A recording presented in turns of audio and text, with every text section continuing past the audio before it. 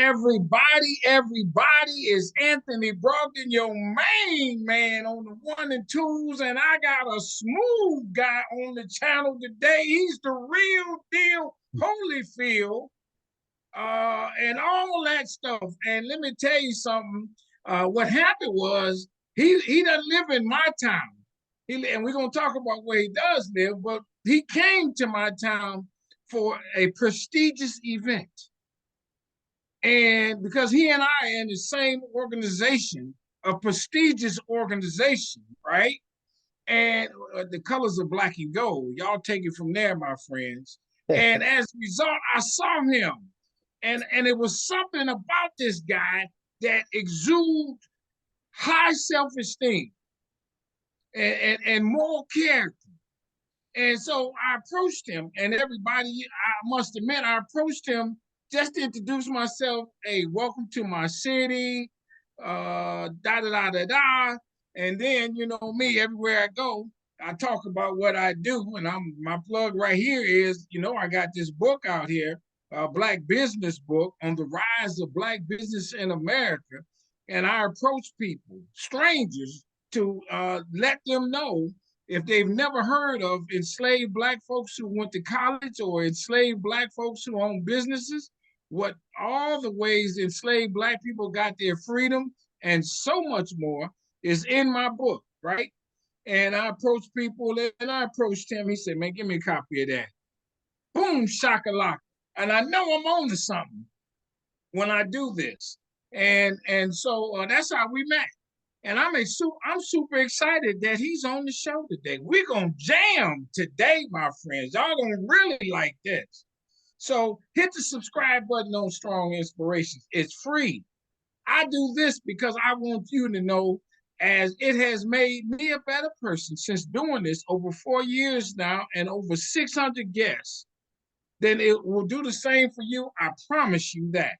Hit the like button. There is no love button. Hit the notifications bell so you get a ding, a shock, a smoke signal, something to let you know that there's new content. And let me tell you what I'm doing. This is the secret, everybody. I'm releasing a video every day. It's every day because I'm coming at you.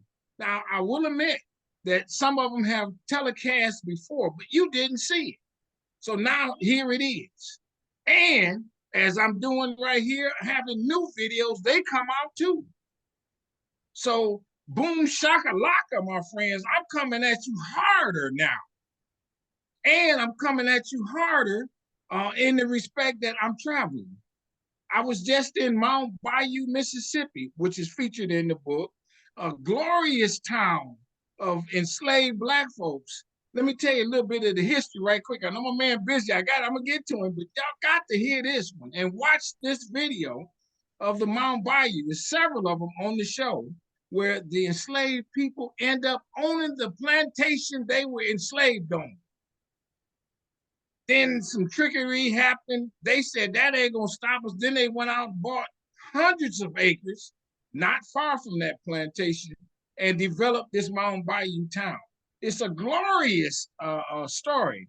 I was there for Founders Day. I was a speaker. I'm coming to you. I've been a lot of places. In Beaufort, South Carolina for Gullah Geechee. Upcoming, after the telecast of this, I'll be in Martha's Vineyards.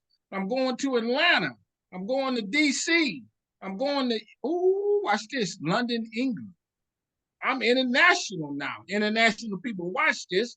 International people come on this, and I'm going there. Now, go to my website, businessintheblack.net. Do it today. Get you a copy of this book.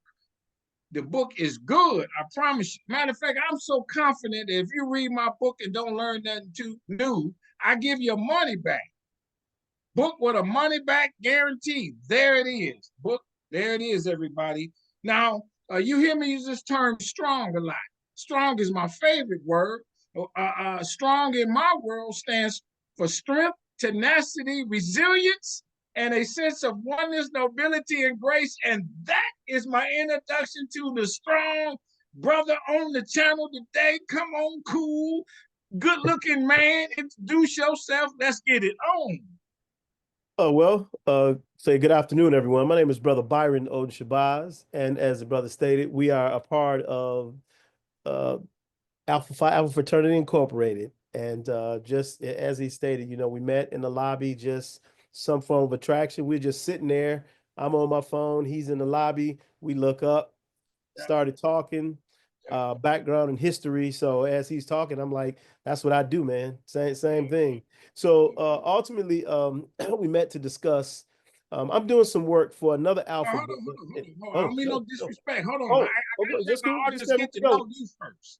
Oh, Okay, okay, you are the okay, person. I okay. want to Well, get to know let me give you you a little so they can background. understand how I'll you give you been a little able to background talk on so me. eloquently about what you're gonna talk about. And my Oh, first question is, where were you born and raised? that's where I was headed. Actually, believe it or not, I'm from suburban Detroit, a little city called Ecorse. Born Yeah, and raised, yep, born and raised in Ecorse. Family moved up from, Alabama, like so many other people, and born and raised there. Left, did extremely well in high school athletics, which took me to Michigan State. Later left Michigan State, transferred, and ultimately met my wife where I transferred to, and on the track team together, married and moved, and now I'm in Illinois. But I have to say, suburban Detroit, really helped kind of shape um, my pursuit of Black excellence and seeing, where we can go and what we can do. And most of it has been done. Too often we speak of Black first, but we don't know the real Black first because we've been doing it for so long. By the time we find out about it, somebody says, "Oh, this happened. Such as the work you're doing now." yes, For me it was the fascination of self, so to speak, and that fascination is always uh say enthused me enough that I wanted to read more, so I became a voracious reader, bibliophobe, reading everything I could find out about myself. Because here's what happens when you leave a city like Detroit and in the metro Detroit area. um I wasn't accustomed to somebody saying, "Hey, you can't talk to white people like that," or at yes, work speaking up for myself, or yes, somebody's fascinated because there's this Black person doing this thing, and I'm like, I'm from suburban Detroit. In Detroit, I've been seeing Black lawyers, teachers, principals, superintendents, yes, doctors. I've been seeing Black excellence at every level my whole life, right? No yes, matter how people feel about it. So yes, when it came to my expectations and what I could do, the standard was pretty high. Because when you're from a city like Detroit, you don't, and this is not to sound racist, don't get me wrong, that is not necessarily to say, I will say it. uh um you don't see people as superior to you because yes, everybody that you've seen have been in power. So when you go somewhere, you think, well, I can do that. And they're like, well, that's it's not right. many Black people do that. But it's like, I'm from a place where Black people were doing it in huge numbers, right? Yes. And Wait, wait, hold on. Let me stop you there. sure, That leads sure, to my this question. Now I'm gonna stay. I'm sure, gonna get back on you just a little bit. sure. Did you grow up in the Black neighborhood in that town? Absolutely. Man, listen, an Okay. E-course was segregated literally by a street called Outer Drive. And that didn't change until I graduated in 83. It was probably 1980, 1979, was 1979, 1980, when Black people moved on what is referred to as the white side. So listen, the gas station, we had a Black hospital in my neighborhood, the pharmacies, all of the things that other societies had that were ran by other people. Where I lived, it was all Black owned. The Okay, that leads barbershop, to this the question. restaurants, at Yeah. all. Did you know not to go on the other side though? Did your parents Well, tell you a little bit about be careful over there? we had a little different situation. I actually went to a high school, man. The better facilities was on the white side. And ironically, my father worked in facilities for the city. And so baseball, and there was a lot of sports that was on what we call their side. And so we had to go over there to play baseball, right? But we went to school with these kids during the day, during the school year. But in the summer, we had to go to their side. And so you knew a lot of the people. But the reason you were careful is because what it always is. When you're in a territory and it's just you always have to watch yourself. And I remember we would go over there, man, and we'd be riding two on a bike.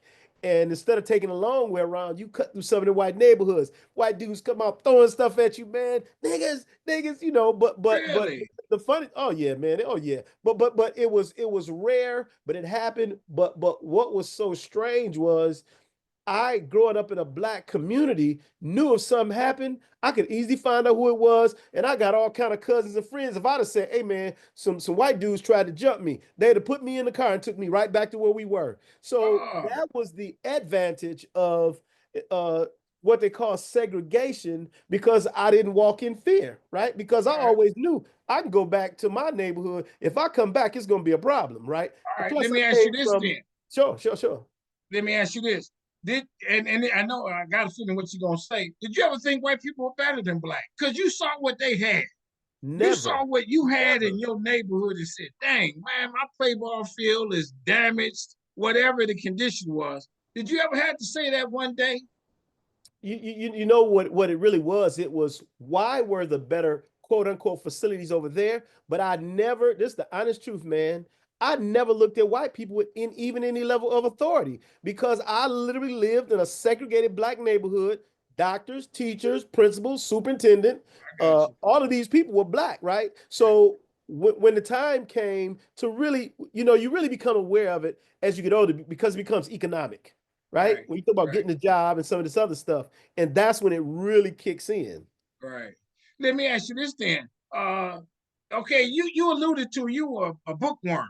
You a smart guy, and I'm gonna turn it on you in this way. Did the black people embrace you for being a bookworm? Because sometimes we hold each other back, and I've had people on the show say that. Did you have to fight through I that I among was a your own little people? no, and here's why.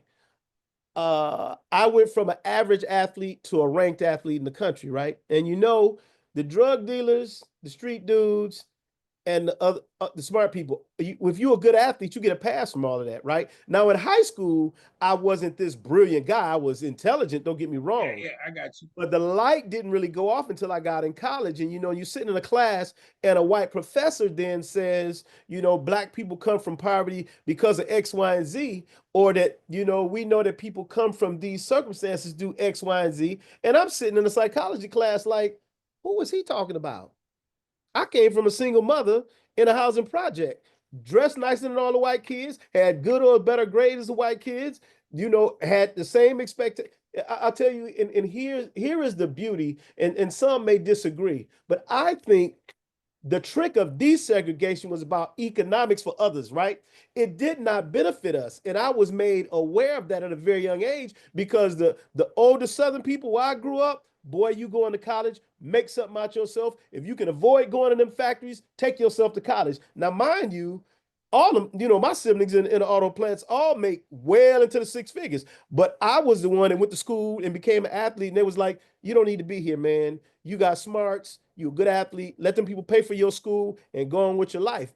So it was good, because in that what was referred to as segregated, there was so much positive energy and expectations, right? Because where I lived, it was after whites in the South had put the black teachers out in the name of desegregating, and they fired all them teachers in the South. Well, a lot of them teachers came up north, right? So I've got a teacher out of an HBCU that has an expectation of this black kid making it, and we thought they were strict. But as I got older and understood how many of those teachers came to Detroit because the white people in the South pushed them out during Yeah, quote unquote desegregation. right, You right. see what I mean? So when you got people, especially a young kid, father died young, and you got teachers that know your story, the difference in why I totally fight against when people talk about why we needed to integrate. I said that's a lie, because go look at the education rates when we were segregated. Go look at the employment rates when we were segregated. We owned the bus, the car, the hotel, the house. We owned all of that, right? Yeah, Desegregation happened. We thought we can cross the street now, right? And that's when to me everything somewhat fell apart, because America never got to be what it could be, right? Because look, and to show and to yeah, take yeah. it a I step got you. further, I got look you. at what they did to all the segregated, well-to-do black towns. I got Burned you. them, flooded them out. I'm gonna stay on you just a tad there, Sure, sure. because you jamming. When you went to college, and you grew up around all black people, but knew some white folks. Did you have to? Do you have to code switch around white people? You know how often I got in trouble for that, man. I was in trouble, you know. And see, the thing is I'm from a, you know, clearly family that migrated up from the South, you know, moved to Detroit to work in the factory, blah, blah, blah, right? So and this is again black excellence. Do you know I didn't find out my grandfather didn't go to college until I was an adult? My grandfather read so much, he was so well spoken, so sharp, and my uncles were the same. I thought all of them went to college, man. No kidding, I man. did, right? And so Yeah. when I got to Michigan State, I didn't have a reason. My self-esteem was in such tact. Now, mind you, I was a middle distance runner and was 5'3" and 132 pounds. My race, typically, these guys are 6 feet, 5'10". Yeah, All right. sure. So Sure. I've been fighting the uphill battle the whole time. So when it came to the code switching, I was like, I'm the dude my mother raised. I'm the guy that my uncles fed into. I'm the guy that people from the neighborhood I said you love could it. make it. So it would have been embarrassment to them to go up there and try and talk different and become this other person. That's a I slap got in the you. face of all the people that sacrificed for I us. got you. But I'm not Let me, doing it. I love it. Okay, we're gonna just a little bit more. Where you said Alabama, I believe. Where in Yeah, Alabama my is the father's people. plantation? Do you know that in your family and that kind of Well, you stuff? know what you know what I did, man? I was fortunate. Actually, it's funny you said it because my undergrad is African American Studies, right? And so I was doing some work with the chair of the department. He was from Alabama. He literally took me down to where my family lived in Alabaster. His aunt was the librarian at Caltech Poly. She looked my family up all the way back to 1865. And so I found out through Tennessee, Kentucky, ended up in Alabama. But my family owned a bunch of land when they got up there in Alabama. So I didn't find out the location of the plantation, but I know who had enslaved us. Really? Yes. So when did you like? What was your introduction to Black history and make you even want to study it? Because at some point you got to say, and I'm sure all your family might have said to you. I know what mine did to some extent. Man, you know, you want to study Black history. We want you to be a doctor, lawyer, engineer, you know, them terms that they can put their label on. And Mhm. studying Black history, it might be what can that career be? How did you come to that conclusion?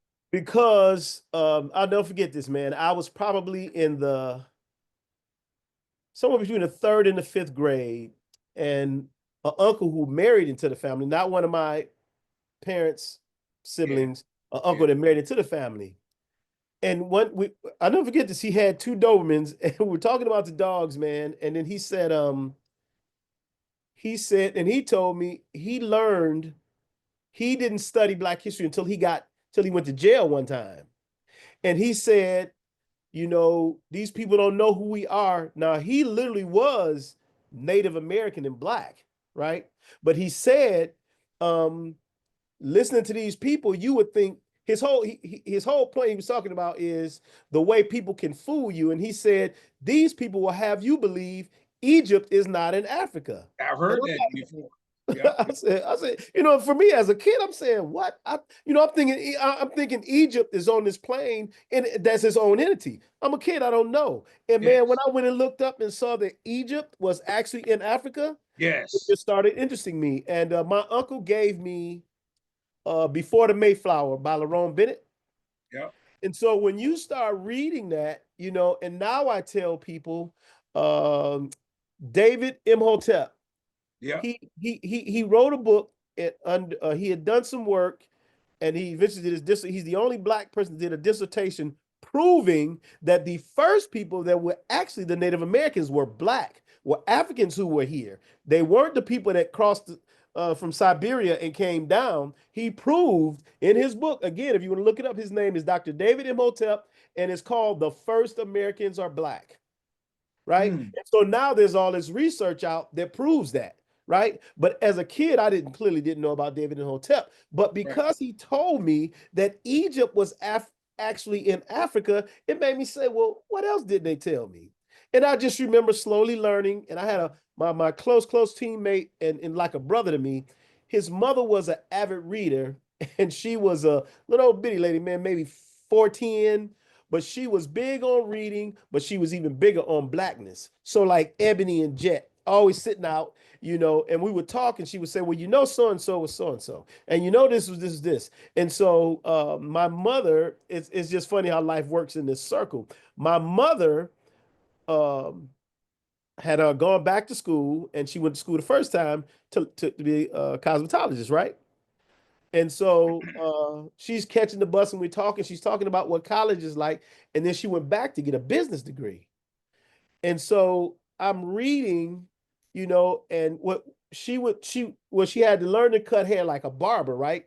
So when she was going through school, so she gave me the barber equipment. And so like in about the 9th or 10th grade, I learned to cut my own hair, and it was a hustle. For $3, man, I was cutting hair. But reading, I found out one of the first Black millionaire men was a barber.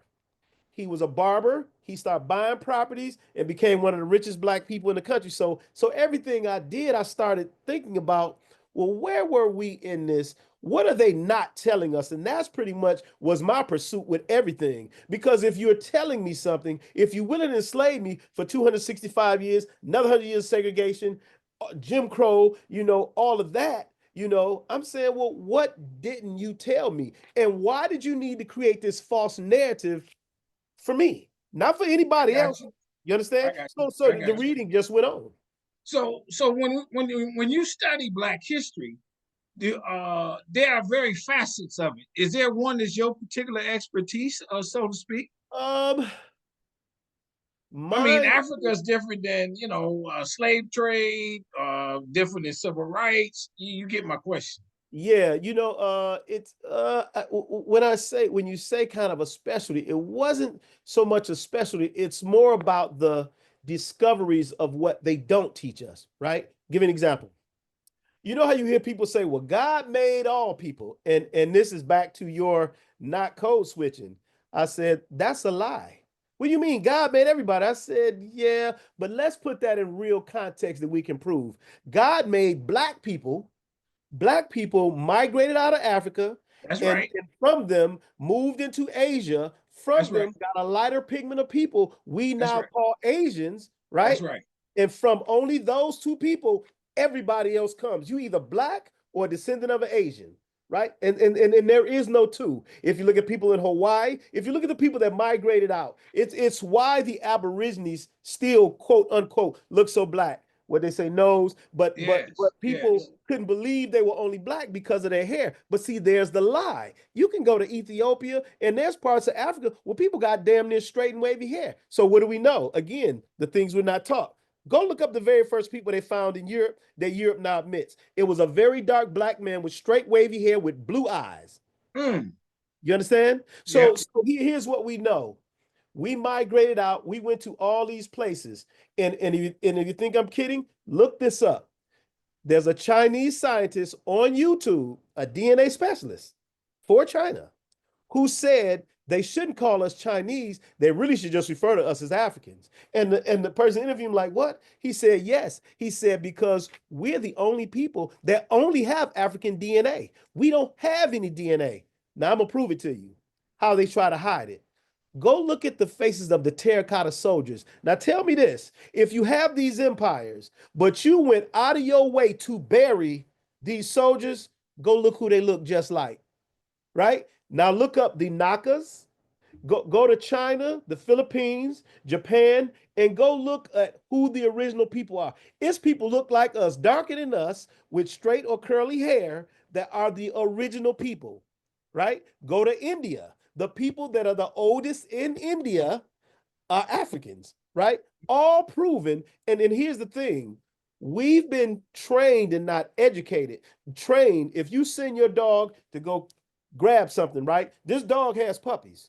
You take this food and you throw it. And the dog go gets it, right? And brings it back to the owner. Dog been trained. That dog got puppies. You take something, throw it. That dog go get that thing, and that dog runs straight to his puppies and feed his puppies. Yeah, I can dig that. I can dig that.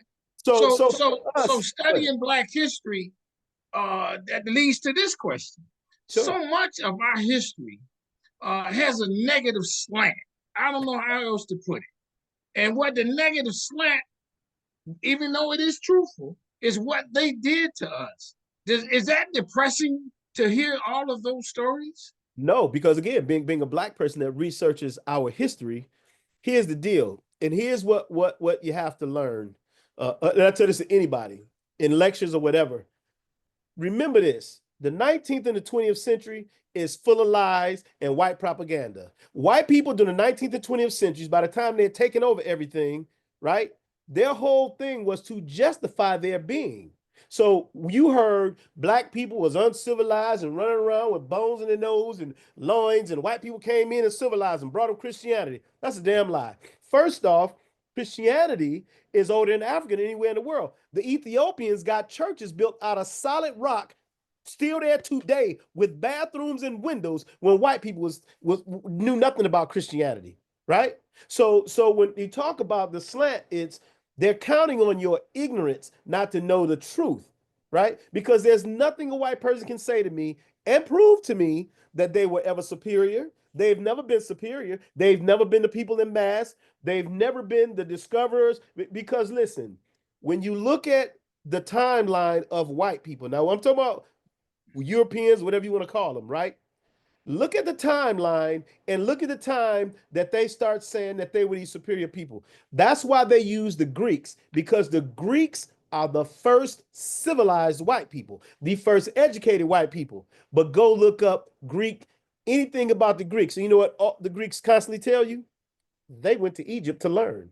They know now the mythology around Greece, most of it's a lie, a vast lie. All right. Right? But they were an exact copy of Egypt, right? So when you talk about Pythagorean theory, all these great so-called thinkers, and then they all said, oh no, they learned this from the Africans. They went to Africa to study. Because remember, again, when white people were in the Dark Ages, we had Timbuktu. We already had universities. White people didn't create the zero. White people didn't even create English, right? It is a Latinized language from who? Because if you go to Africa right now, I love it. You rolling. You know what I'm saying? You go to Africa right now today and you look at all of the beautiful supposed architecture, right? And they say, oh, we in Spain and Italy, we were the first to do this. But they don't want to tell you that the Moors were the architects of all of that. That's Why right. do you think the architecture That's in right. Spain and Italy and the educated white places are exact copies of something that's in Egypt, right? It's like That's telling right. the black person, wow, you got eyes like a Chinese person. I'm saying, hold time out. Let's go into Africa. There's 4 or 5 nations right now that there's Nigerians, the Igbo. There's all different people in Africa, right? And then we know where Chinese came from. We literally can trace back. The people called the Sand people or the Khoi Khoi. Those are ancestors. Let me ask you this: what Sure. would you call that history? That what you're talking about? Like I don't know if I coined this phrase, "good black history." Would you coin a phrase of what you're telling us now from a history? It's the difference between his history and our story. See, I say our story. There you go. Understand? Because as I explained, 19th, 20th centuries are full of lies, right? You got 3 white men. Think about this. White people didn't even use the term white until the very end of the 17 and the early 1800s. You know why? They had to create this pyramid to justify Christopher Columbus, the falsehoods of their version of Christianity, the discoveries of medicine and science and all of that. When we know one man in Egypt can disprove all of that, right? And here's the difference. And I show people through a religious model. I said, so tell me this then. I'll give you white people did these things, but I want you to prove it to me, because I'm going to disprove it, and I want you to disprove what I tell you. I said, listen to this. So you telling me the time Jesus was alive, y'all was in the Dark Ages, but this white Jesus traveled to Africa and saved them people? I said, does that make sense? Who leaves their own home in total damn disarray? Don't save them, go into Africa and save these people. I said, does that make sense? Yeah. But here's the kicker though. I'll close on this one. But I said, but now let me make sense for you that I said, listen to me. Black people are mentioned in the Bible, even though the only Bible black people need to be reading is the one written by the Ethiopians, because they're the oldest Christians in the world, and they still got the original manuscripts. There's not one white person can tell you from anywhere from Europe, right? But here's the deal. So you're trying to tell me some uncivilized people had this one civilized person that left to civilize these people. Now you think I'm wrong? Look at your Bible. 74 times, even though you're talking about translations, even in the Greek, the Hebrew, and all these other languages, because Ethiopian is a Greek word meaning burnt face people, right? So Ethiopian is not even the name, it's just the one we use commonly, right? But my point is this. So you say you believe in this white Jesus. I said, one, I need you to pick up your book and show me any writing, anything on this man you're talking about. You can't prove that nowhere. One, I love it. I said, two, I said, Black people are mentioned in the Bible 74 times. 74 times. I said, third thing, you can't find Europe in the Bible. You understand? So if you admit this old phony map y'all created that you call the Middle East, I say, remember, all that was Africa. That was the Middle Eastern is a thing that the UN set up. That whole Suez Canal, and all of a sudden you got two parts. I said, why you think they call some people Euro-Asians? You understand? Yeah. Or I got a question Asiatic. I want to ask you. Sure. Because you deep on what you're saying, and I'm gonna see if you can deal with this. If Sure. you were white, would you do what they did? Let me tell you how I answer that. Let me add the and to it. Or could they have done it different if they were a different breed of people? Well, couple things here. Remember, Black people ran Europe for 700 years. That's right. You know what they did when they got there? They built those beautiful structures that people now go visit. You know, Black people kill me. Oh, we went to Spain and we went to Rome. And I said, you mean you was that close to Africa and you didn't go to Africa? So you'd rather see somebody else's existence that we built instead of going home and finding yourself. You trying to find yourself in somebody else. I said, does that make sense? That makes absolutely no sense. You understand? I said, the next thing is this. All the time, any society that Africans went in made them better. You understand? White people was dying because they were eating raw meat, right? So we taught them how to use fire, cook their meat. We taught them how to take baths, how to find a spring, bust a rock, and create hot water, right? Well, you think perfume, the difference between Africans wearing oils and Europeans wearing perfumes, because you know why the Queen in England was so famous? Because she bathed once a week. She got famous. White, listen, and this is not to be racist. I'm telling you history now. Yeah, I got you. Listen. So, you know how they started wearing wigs? Because they would have bugs, right? So they would wear them wigs to attract the bugs, right? To take it away, right? If you go look up the history, white women, when you see them in them tight dresses when their waist was real tight and they walking around them corpuscles on, they were so jealous of Black women's bodies, right? They actually took one from South Africa. Oh man, her name will come to me in a minute. And they literally cut her butt off and cut her up and put her in a museum. But for the longest, they passed her around Venus, Venus Hottentot, right? But I'm telling you, all of the things that we like to say that what's wrong with Black people, they this and this.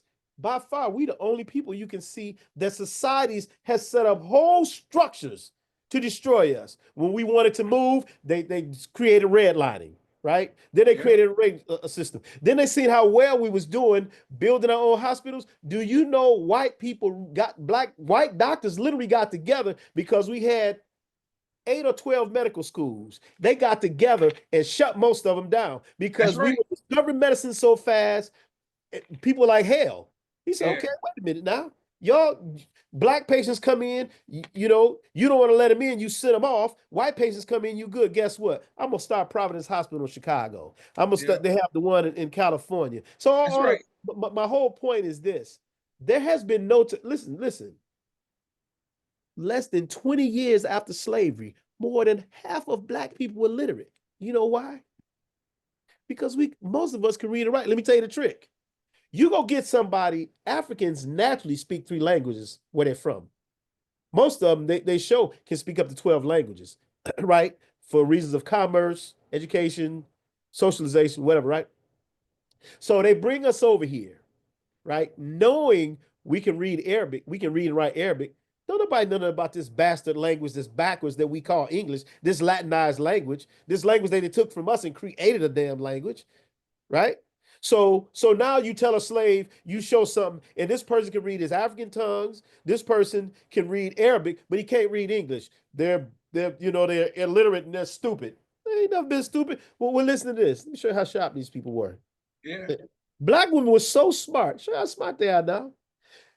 Black women so smart, they literally drew how we see sister with braids in the hair. That's right. That's right. Sister was so smart, they drew maps in the hair and stuffed rice in the hair and seeds and other things, right? So when they got there, they had food. That's why you hear people when you talk to the Geechee Gullah people, right? Yeah, we brought one here to the university to speak, and him and my wife started talking. My wife is from Guyana. They started talking and had all this very similar language. Now, she's from South America. The other side, he's from down there. They started talking, and they got the same language, right? But to show you how far along we were, listen to this other thing that they talk about us being not having the ability. And why Black people do this? I say, well, wait a minute then. So hold up. See, here's the line. Y'all say y'all went to Africa and got slaves. That's a lie. You know what you went and got? Teachers, scientists. Oh my God, there you go. And I'm gonna prove it to you. There you go. So remember, we talk about rice from Asia. Remember, I told you Black people migrated into Asia. That's right. They eat much rice in Nigeria and Ghana and them parts of Africa than they do Asia. That's right. And how do you think? Why do you think they took them people to South Carolina? The circumstances was right for them to grow rice. That's right. You understand? So we've allowed somebody to tell us their version of a story to make them superior, make us inferior. That leads to this question. Well, you know all this. What are you? Are you a professor, a scholar of this? Are you just and I mean no harm in this, an ordinary guy who like what you talk about? It's a combination. It's a combination. I was working on my doctorate. I did my master's in sport management because long before you see all these changes that happened with the NCAA, I was writing about all that, man, 10, 15 years ago, saying it's the only way they're going to save it because they wouldn't let them unionize, and they were so scared of them unionizing. I said they're going to have to give them something at some point. But my argument was, if you can find me in a housing project in Detroit and take me out, and all these universities are looking for me to become an athlete for their school, and I go to school and I see these dudes get Rose Bowl rings and bowl rings and they getting all of this stuff and they don't graduate. So my argument was, as much money as the institution made, as they made the institution, y'all need to get them 10 years to graduate. I don't care how long it take them, but you need to open the door at that institution to make sure these Black men whose bodies you use. Let me show you. My last big presentation in school is the NCAA empire. Here's what I proved to them. I said, do you realize that the first man who was the commissioner of football, you know what he realized? Because remember what college used to do, they go to, because all the pro football teams started like in the Steel Belt, Pittsburgh, Detroit, Cleveland, all that, right? So they would go to these areas, get some of these guys to play football, tell them to take a class so they could play. But if this guy got hurt, he's like, man, hey, I feed my family because I work in that plant. We got to figure something out. So that's why they came up with the term student athlete.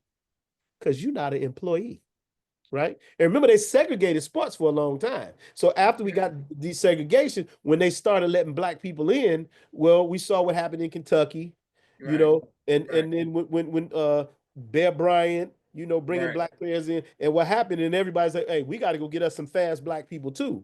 Right. But now this is when I finished grad school the first time, a long time ago. Anyway, the bottom line was this. I said, was it an empire? I said, because then the NCAA made $1.8 billion a year. Their revenue shared, I can't remember the exact number, but they will be left with 500 million. That was automatic, right? But here's the kicker. And I can't remember the exact numbers, but here's the deal. Between football and basketball is where the NCAA makes all of its money. 70% Black basketball, 80% Black football, or vice versa. So look at this. So the people on the fencing team, the swimming team, the baseball team, the track team, not really track because we always have black athletes in basketball, but the cheerleaders, all these other people on scholarship, how did they get there? Because the black athletes producing labor, putting people in them seats, producing enough revenue that they're giving scholarships to all these people off the two sports that we dominate. But That's right. you That's a can't good give way to us put money to graduate. So it. Yeah. I was a big proponent of the NCAA needs to come up with some better plans to assure that if we walk away from school, that you got a window of time to come back and finish. Because Yeah. you make all of your money off the backs of black people. I love it. When we talk, I'm gonna divert a little bit to what you do now. When we talk about it, you were some a foundation and that kind Right. of thing. Tell us about that, please. Yeah, well, I am the president and founder of the C.T. Vivian Foundation of Macomb. C.T. Vivian was a lieutenant of Dr. Martin Luther King, and just ironically, in this little college town I live in, he was raised here. And in 2010, President Obama gave him the Medal of Freedom. And so the local community got together and they named the street after him and they named the library after him. And so it show you how things work, man. They invite me to come to this ribbon crossing at where they were going to do the street naming, right? So the university president and all these people, police, everybody's out there. I'm standing across the street, and just somebody, one of the people said, "Hey, come here for a second." I said, "Yeah." They said, "We want you to hold the ribbon." And so I'm standing right next to him. So I'm holding the ribbon when they get ready to cut the ribbon. And so I started this conversation and he remembered me. I used to wear long dreadlocks. And I was saying, that was me who you took a picture of me and my wife. And my wife was, when we were having my son. And he said, oh, and we started talking. And so I started talking to his children. So, and then it left me. Again, this is that Detroit effect. How do you have somebody that's a part? America's had two major movements that affected black people: the Civil War and the Civil Rights Movement. And I'm saying I'm standing next to the man who was one of the first to integrate lunch counters in Peoria, long before that was a popular thing. Him and John Lewis were all at the same school in Tennessee. So here's this man that has done, the reason we have Upward Bound at universities, he created that. And he created all these organizations, man, of the whole, instead of being rich, he was focused on making life better. So what ends up happening is, just one day I'm home, man, and I'm thinking, I said to myself, wait a minute, this man is living Black history. And the best we can do is name a street and a school library after him. I literally sat down, wrote out and designed a facility in his honor, the C.T. Vivian Center for Civic and Social Engagement. And so I went to our fraternity brothers and I said, hey, actually, it was the district director of Illinois at the time, Brother Mike Boyd.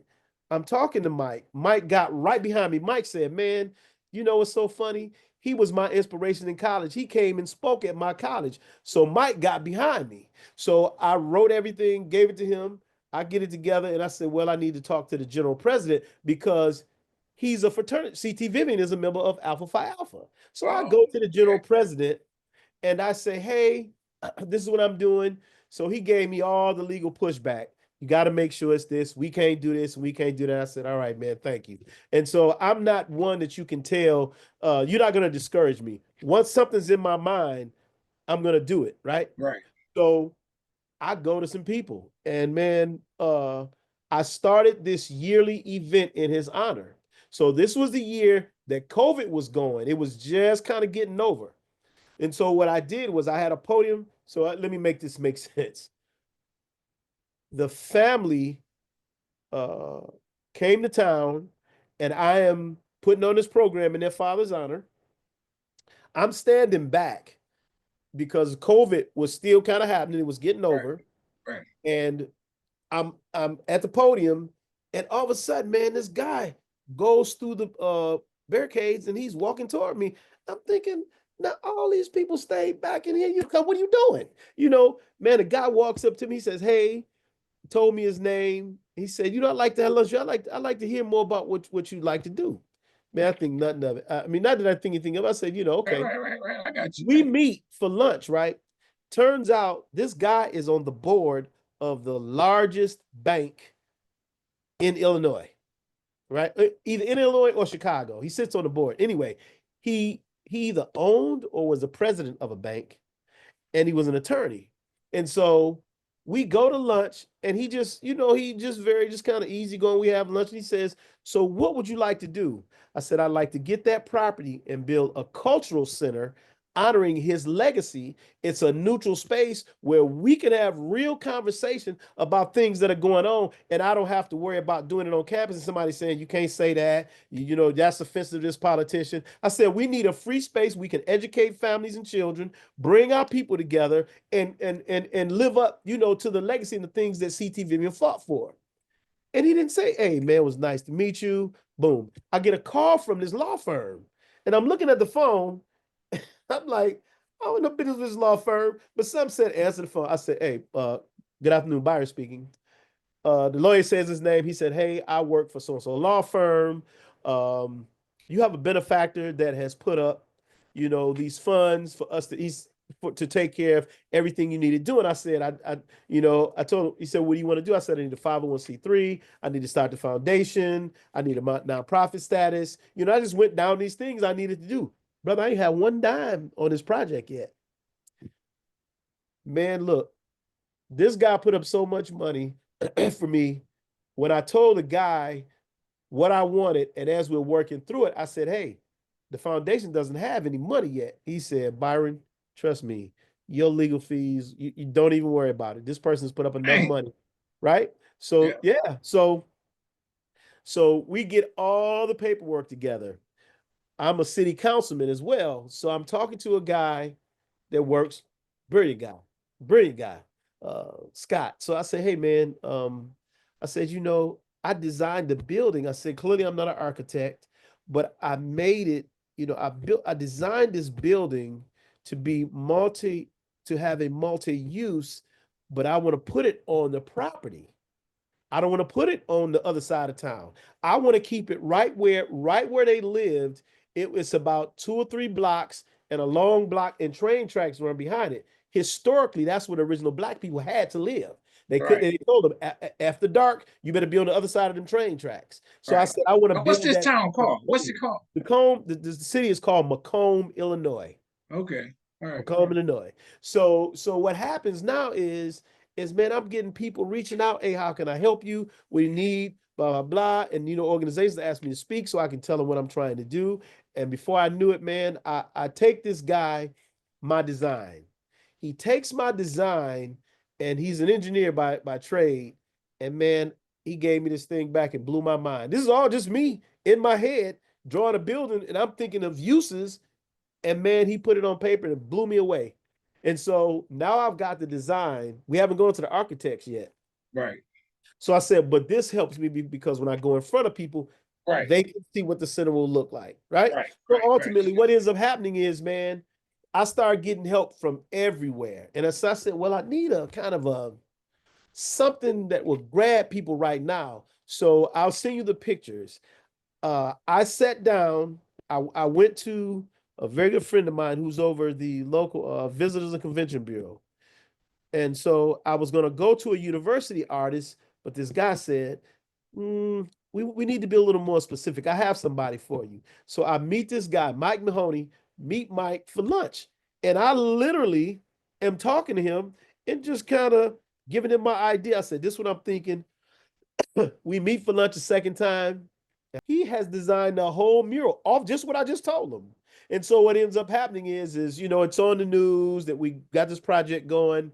And again, I spent not one dime. People from the community and all over. We had somebody come all the way from Minnesota just to do to see the unveiling.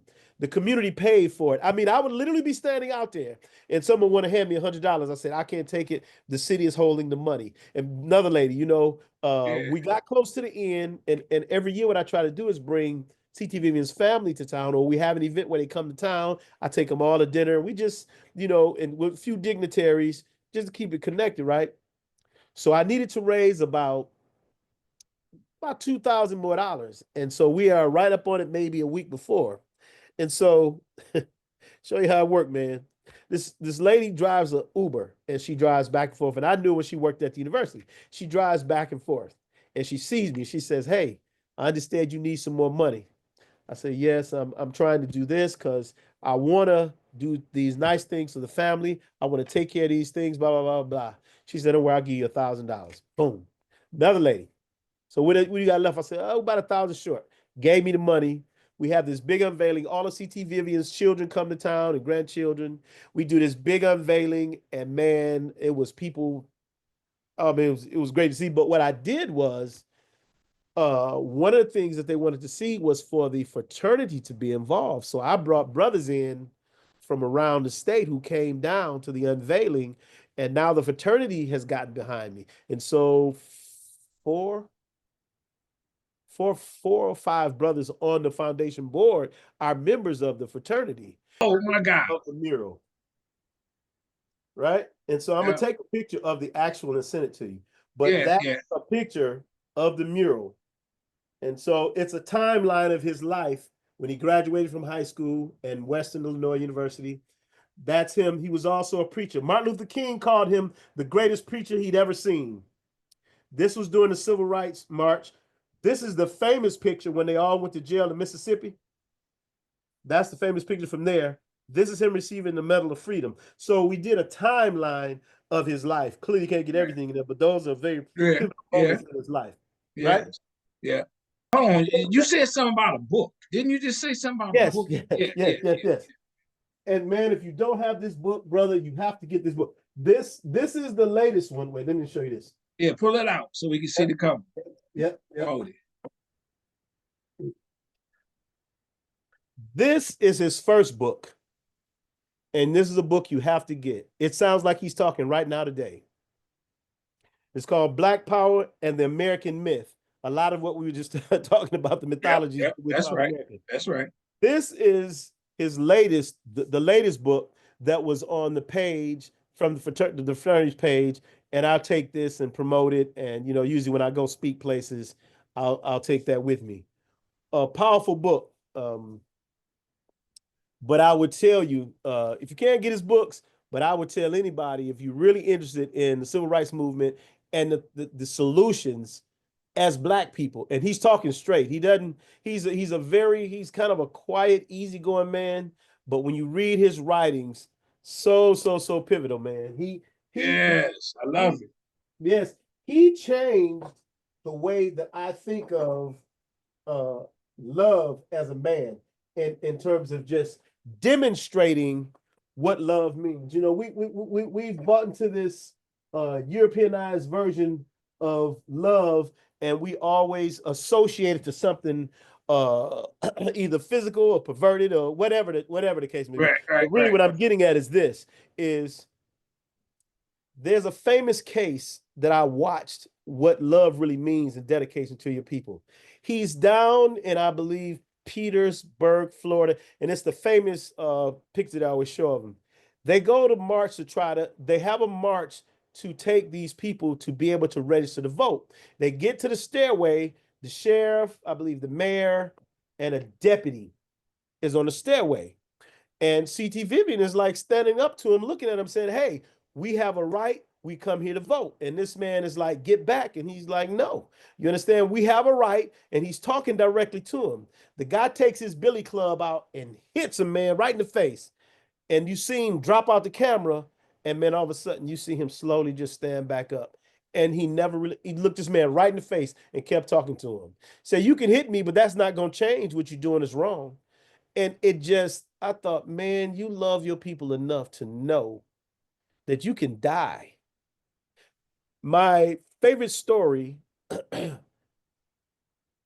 that demonstrates love, sacrifice, your real belief in what you say you believe, your demonstration of what you believe. When they all went down to it's the famous Parchment prison. They take them. That's where they beat some of them and they spread them out. And they had the women in the prison with the men in the cells. And it's a real famous standoff when they wanted to send Dr. King off. So they all going to jail. And he'd actually walked away when they went to protest, and the police is loading everybody up. And he had to run back and say, hey, I'm with them. So they take him to prison. So yeah. So when he's in the prison, you know, he's looking at the guard and he's, trying to reasonably talk to this guard. And so the guard says something, and the whole time he's looking him and he stands up to him. He's literally looking this white man in the face and he's talking to him. And no fear, no nothing. He's just talking to him. And this white man, excuse me, this nigga talking to me to my face. Who does he think he is? You don't stand up to me. And so they're taking him down the hall. CT Vivian turns and he just goes down the hall. He doesn't know this man's got a gun to the back of his head the entire time. He happens to turn around and looks the guy right in the face. Like, you can't believe after all this, I'm scared of you now. And man, when I saw that, man, that just floored me. I mean, when I read it and, I heard the story, it floored me. I said, because here's this man that really believe in what he's saying. Because if you want to find out how much somebody really believe in what they're saying, either take something from them or strike fear in them. Yes. Then you'll find out really what they believe and or how strong their belief is. And so in an interview I saw, they asked him, like, why didn't you flinch or move? He said, fear was never part of it. I didn't have any fear. The movement and the mission was bigger than my fear. Right. You just happened to run into this story. Did you Oh, know no, that it's all before? documented. All of these. I'm not talking about this, but about CT Vivian. Did you know that before you moved to the town? No, that's what's so funny. Now here I am, African American Studies. I knew of them, right? But it wasn't until I realized that CT Vivian is from here that I started looking into him as an individual. We all knew who the lieutenants were, right? Because I keep the book, like I have the books, the FBI files on the Civil Rights Movement, the FBI files on Dr. King, so you see all the names in there. Right. But this is how good of a man he was.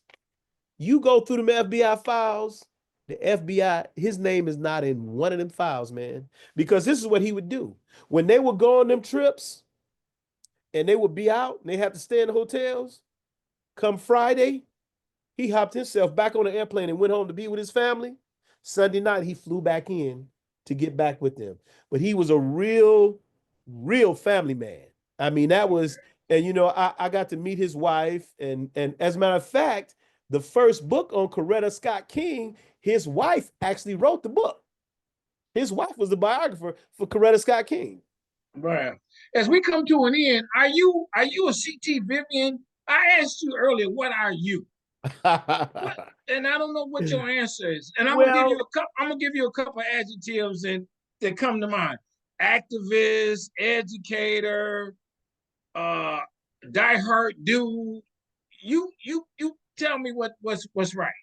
I think the first two adjectives were descriptive. I'm an activist, and I'm like the president of the local NAACP. I'm a city councilman. I run the foundation. I mentor. Can't even tell you how many students and people. But man, I love us. And when I learned not to hate others, is my love for us and myself is so strong, not in a narcissistic way, but to say, if we just loved each other more and do what you do, the sacrifices and the time you spend educating us, that's how we learn to love ourselves, because we've been lied to our whole life. And I say this in writings all the time. White people have, let's say, black people have been lied on, and white people have been lied to. White people have been given a total false narrative of who they are. And if you ask the average white person in history, I'm not talking about the Paul Revere revisionist history. I'm talking about when you go read, and there's a great book called Blackhistory, AF, and there's another author, his name is Wendell French, Born in Blackness. I tell people to read that book. You have the Miseducation of the Negro. That's the first book I tell people to read. Michelle Alexander's book, The New Jim Crow.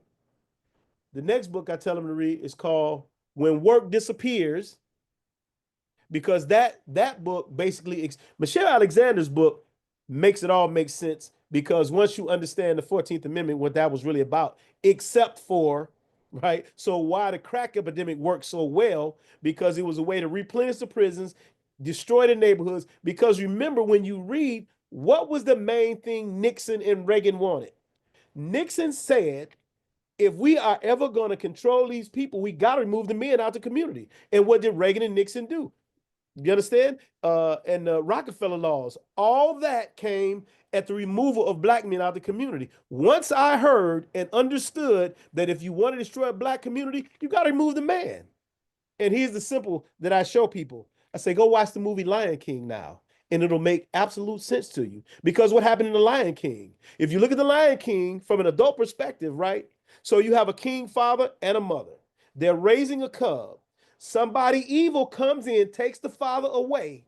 Now the cub has somebody from the outside influence him when he's supposed to be growing into a man, but he's not acting like a lion. He's acting like the people who always try to take something from him, or these uncivilized beings. So what happens? The boy gets reminded by Rafiki. Rafiki is our community elder.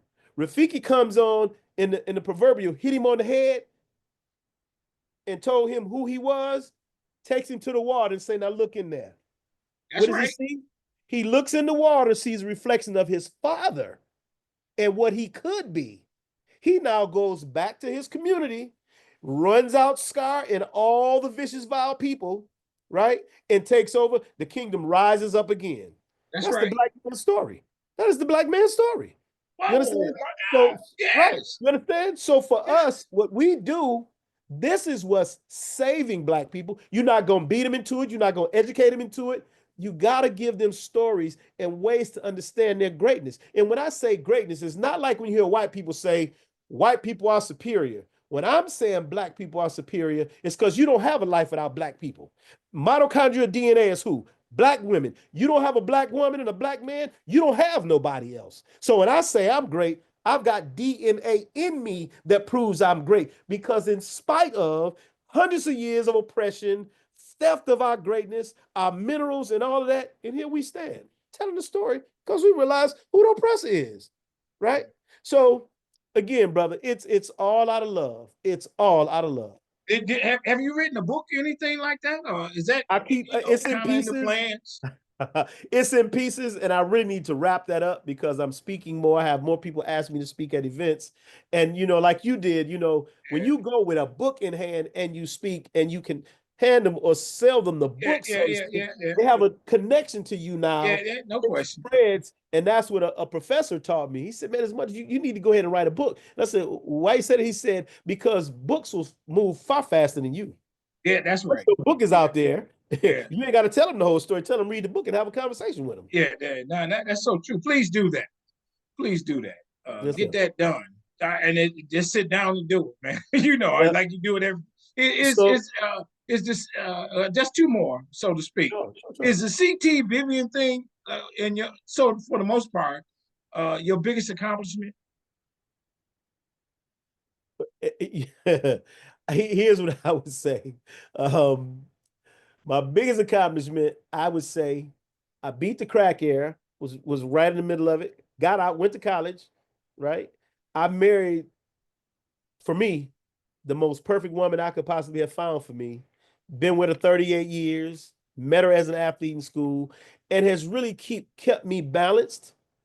Will tell me how much I can do, but don't tell me I'm great, right? Enough to keep me balanced, to say there's still more work to do, right? And I didn't understand that at first, but then, I started to see what she was doing. She backs everything I do, make sure it's in order, go ahead and do this. Oh, you can do that, right? And then when I come back, it's on to the next thing, because she constantly supports the potential to do more to help our people. So my greatest accomplishment, I would have to say, being a husband and a father and a grandfather. But I would say to the world, this CT Vivian thing is, I would say, is kind of, I'm 60 years old, so I would say my capstone, No, that's a because it big has deal. touched so many people. Yeah. Now the building is open and operating. What No, happens? we are now. It's a longer process than I thought. Um, Finding, especially in the day of the person pretending to be the president, a lot of those funds that we would have gotten have been cut off. A lot of organizations who donated money, now they don't feel obligated. You understand? The one thing I got to Oh, credit him with is it really? took the veil off of how people really felt because everybody was all in. We had DEI and blah, Yeah, blah, yeah, blah. right, Now they right, ain't got to do it. We was like, we ain't giving y'all nothing. You understand? So, right. so what's kicking off is, so this Thursday, the College Brothers leadership will be in town and the district director, and we're going to put a plaque from the fraternity, the Midwest Regional, and the district next to the mural honoring CT Vivian. We're putting that in. And then on the September 13th, I have my golf classic, which will be, it's where we give our scholarship from. That's September 13th. And then we kick off our capital campaign. And so now we, How much you we've need had to the man, raise? How I'm much you sorry, need to 3 raise? million, 3 million. Are you building from the ground up or just Ground up. renovating? Ground up. The property, actually, the family gave me the property that they own. The family turned it over to me. And what they did was they used to have 3 houses on this property. And so it's just and it's in that historic black area that I told you about. Yeah. So I wanted it, and I wanted it where he was actually raised because I found other buildings that were on the other side, and I said, nope, this needs to go right in the heart I of agree the with that. history of Yeah, Black people, I right? agree with that. And so that and one of the to my next two things is um I want to put a historic land. I already have one on the CT Vivian property, but on the property somewhere adjacent, I want to put a historical landmarker, a Black history landmarker, because that's the place where Black people had to live when they first got to Macomb. So I want a historical landmarker to remind people, y'all segregated us and we lived right here. And now with this center, I hope to take over, put some new housing. My goal is the center is kind of the focal point, but it's older housing over there. I like to put some new housing, new affordable housing in over there. And ironically, I'm the alderman for that area. We have our capital campaign up very shortly, and I will send you all of that Yeah, information we'll put so it that in the can help us. description here too. And I will definitely use this interview again. Yes. Okay. I asked everybody this. Is there a question I have not asked you?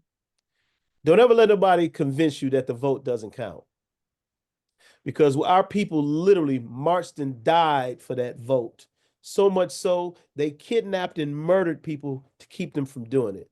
Voting. What I learned from CT Vivian is voting is the best non-violent mode of having your voice heard. And so when I say vote, I'm talking about everybody from your dog catcher to your president, to your mayor, to your alderman, because everything is local. And I'm not a big quote unquote politician, but I've seen where change comes from because of sitting at a table and being a Black voice to say, wait a minute, man, that doesn't sound right to me, right? Because that's going to affect people like me differently than it affect people like you. There you And go. so we have to get better about being at the table. And back to your code switching. Don't ever give up your you. There's only one person that can do you, and that's you, There you right? go. And so be you, right? Find your love and your passion. Mine is serving. I love to serve. I spent a lot of years as a director of a juvenile facility, all Black juvenile facility in Ohio. I spent a lot of years in bad public, what they refer to as bad public schools. But because I've always seen Black children as our children, you can send me to what y'all call the worst. I just need to just give me time to get in there. I'll figure them out.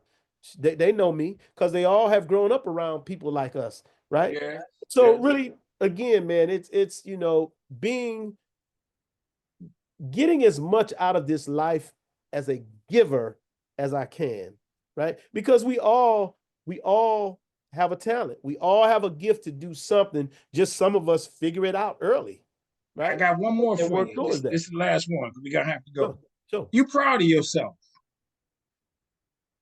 Proud in how I serve because I've got so much further to go.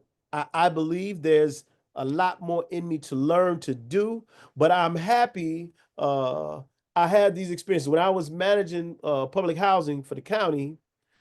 This lady's walking down the sidewalk, and I'm like, "Where's she going?" It's early in the morning, and she says, "I prayed to God for you."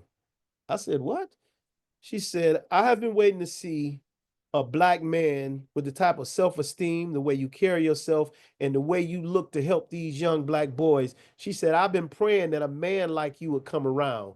Man, that brought tears to my eyes, man, because that means, you know, they say we are our ancestors' wildest dreams. I'm living up to what the ancestors said we were supposed to be. So that meant something to me. Now, somebody else might have took that as, oh, well, thank you. But that meant the things, this lady didn't really know me. She knew I was a manager for public housing.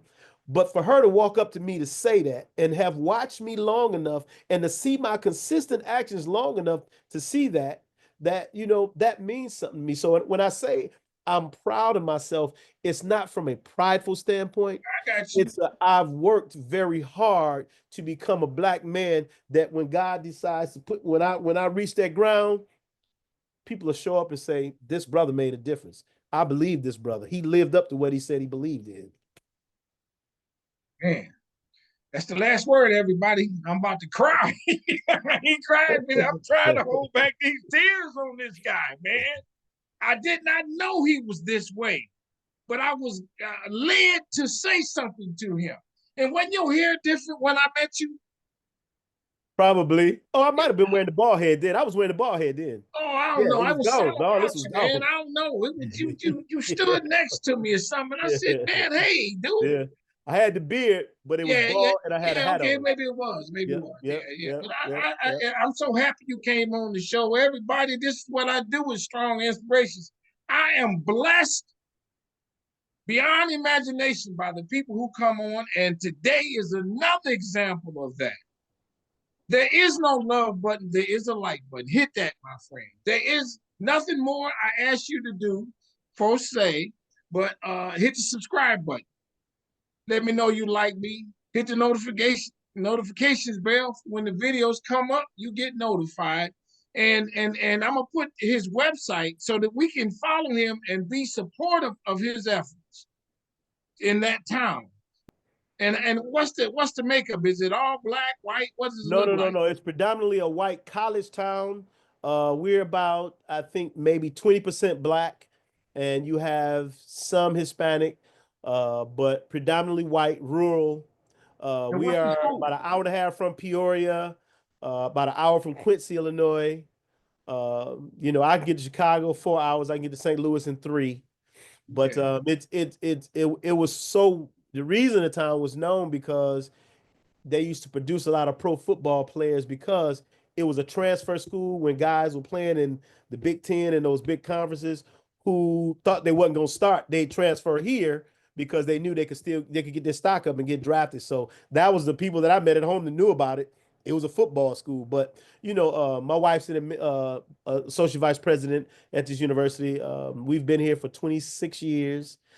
Just What's at the name of work, the university? You can tell it, Western right? Illinois University. Okay. Yep, yep, Yeah. yep. So you know, it's one of them things, man, where you make the best of where you are. Like, Yeah. you know, cash your buckets where you stand, man. You got Yeah. to grow something if you're gonna be there. Yeah. Let me say this, everybody, and I don't care what you say to what I'm about to tell you, but you an icon, brother. I appreciate that. You an icon. I appreciate that, brother. I'm trying. Now, hold on. I got one more on top of that. I'm gonna say this, and I hope I don't. You an angel.